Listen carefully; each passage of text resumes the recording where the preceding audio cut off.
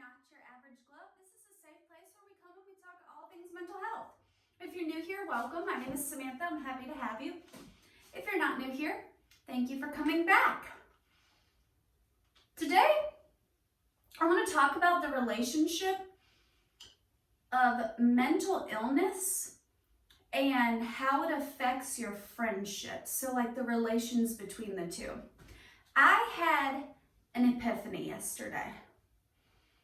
So I just want to share my epiphany with you. I'm all dressed up because my little sister's Sweet 16 dance thing is tonight.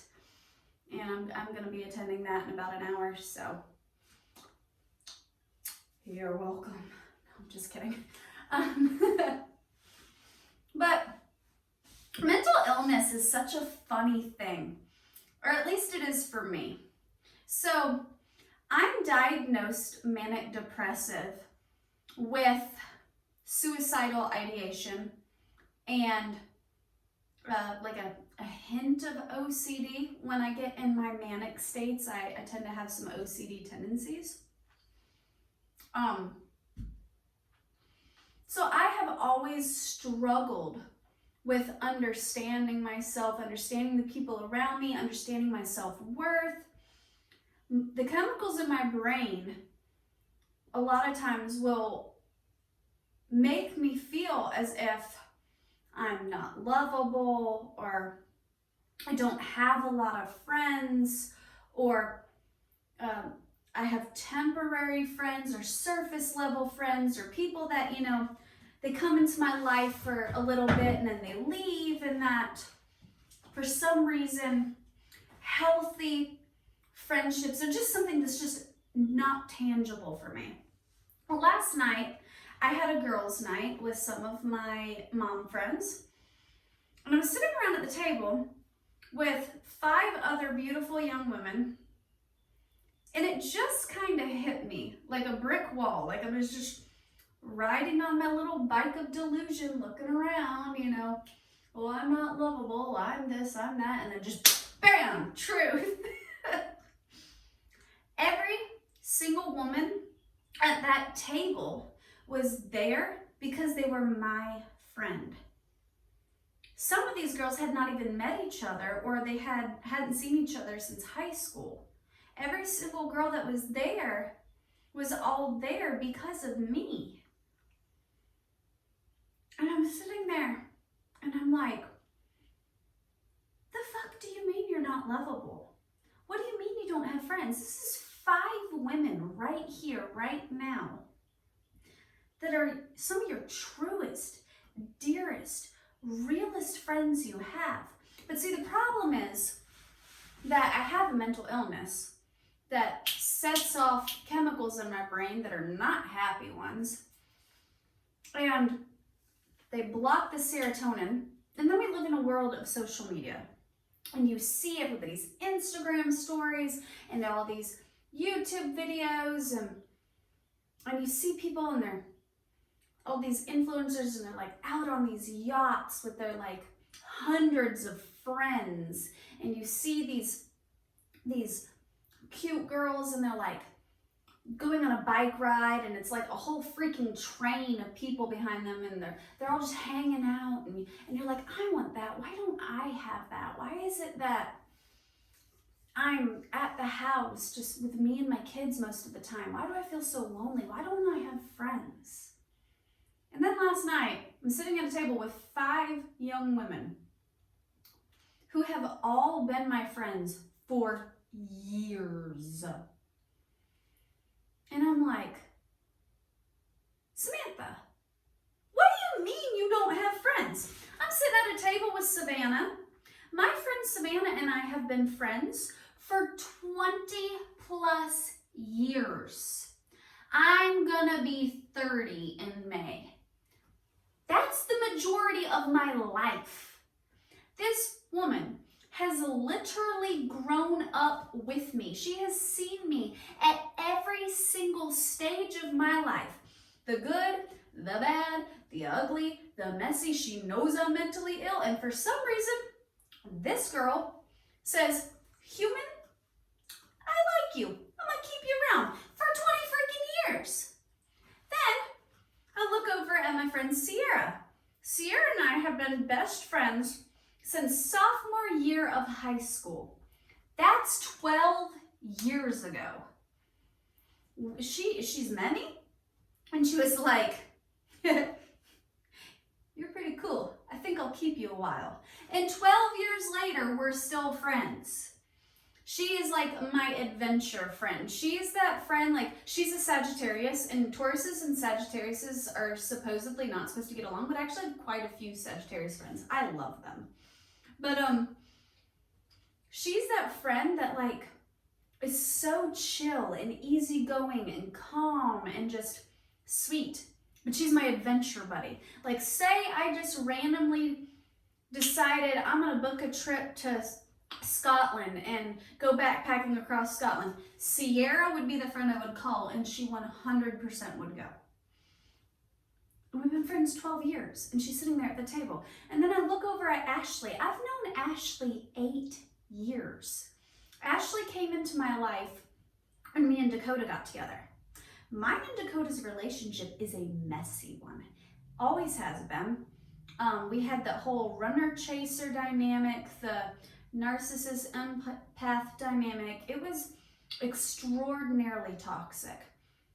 This girl has literally seen me at my worst. And yet here we are, 8 years later.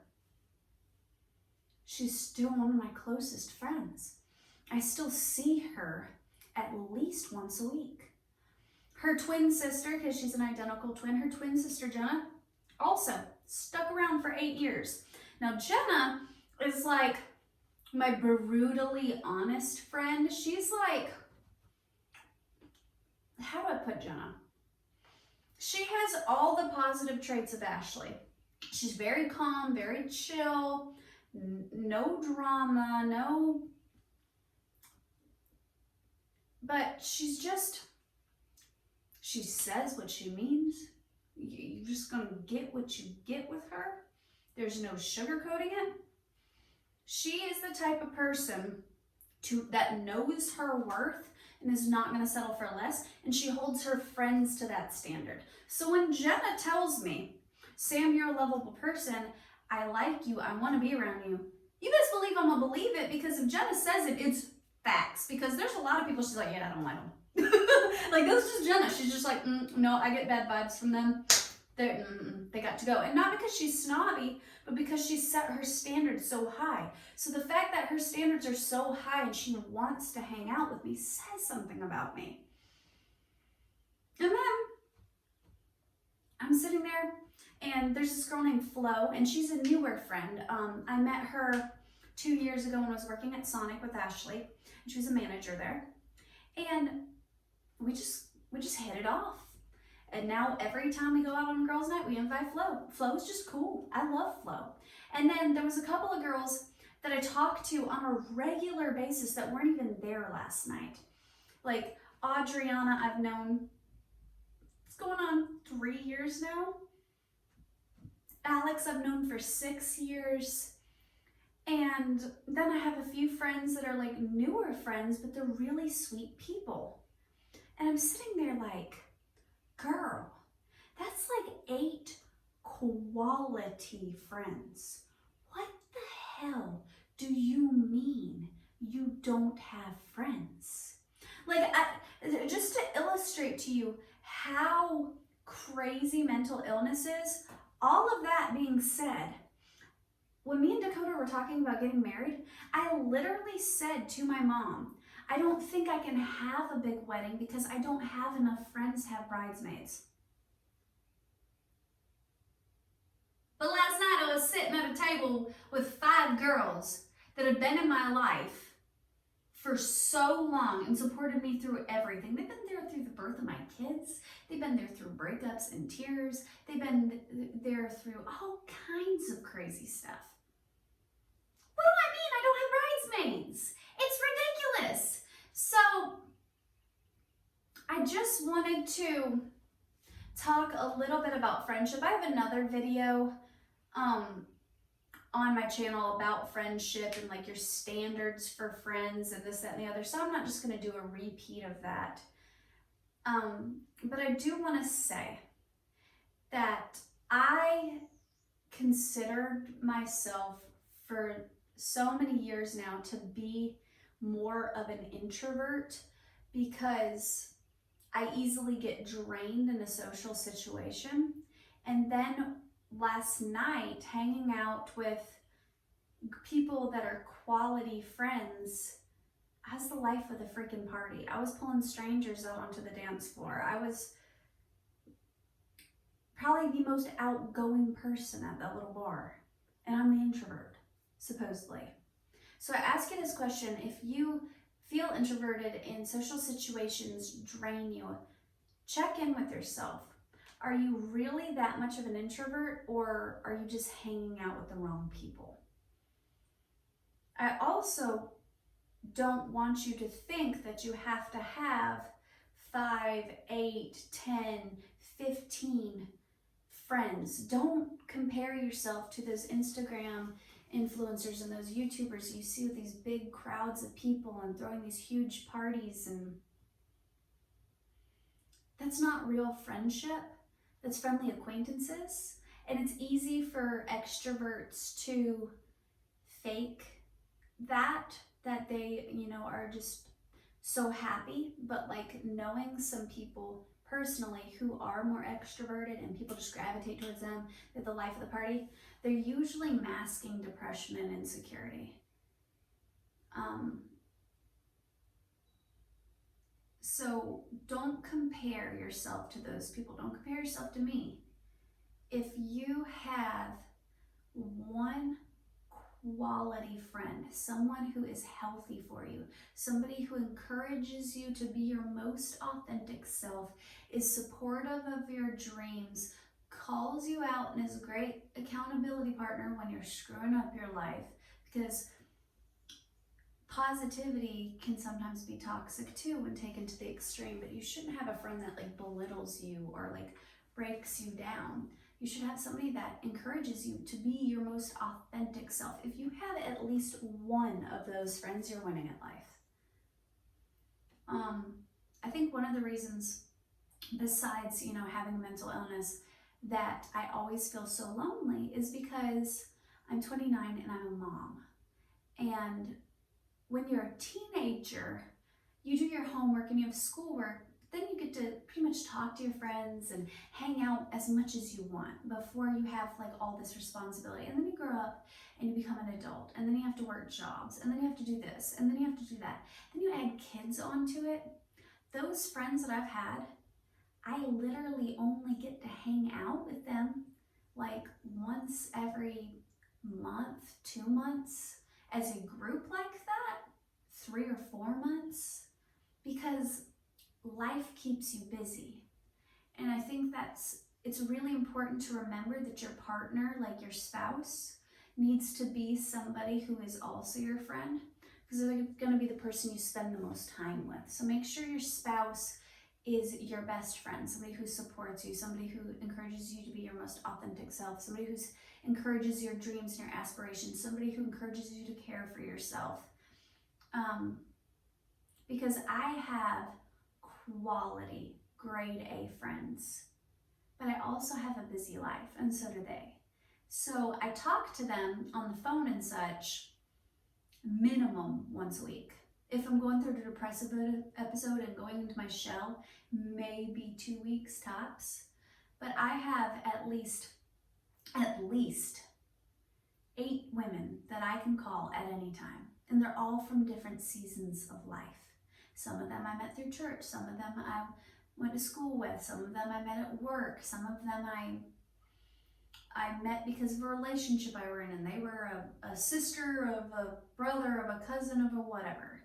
If you're lonely and you need friends, go out and have fun. Go get to know people. Give people a chance. Sometimes people are temporary. I've had so many temporary friends. People will come into your life and they'll set your heart on fire, and you will be excited and you'll have so much fun with them, and then they leave. and that serves a purpose. Don't try to hold on to what the universe is trying to take away in order to make room for better. I think one of the reasons that I always felt like people didn't like me is because I've had so many best friends that came into my life and then left. And what I've learned with maturity and with age is that friendship isn't just about, well, any relationship, even a romantic relationship this applies to. It's not about who you have the most excitement with. It's not about butterflies and adrenaline. True friendship is about consistency, trust, authenticity, and loyalty. If you don't have those things with those people, it doesn't matter how much fun you have with them, how much they make you laugh, how much adventures you go on with them, how many parties you go on, if you don't have authenticity and trust, consistency, loyalty, they're not a real friend. See, Savannah, I have known for 20 plus years, but when I was in late middle school, early high school, I didn't consider her one of my best friends. She was a friend, but I had other people that I focused my attention on because they maybe made me laugh more, or they invited me to more parties, or they encouraged more, I guess, excitement and thrill in my life. So I deemed them as my best friends. But yet Savannah's been through it all. See, when I was pregnant and couldn't go out and drink and party and go to the clubs and stuff anymore, she was still sticking around. That's true friendship.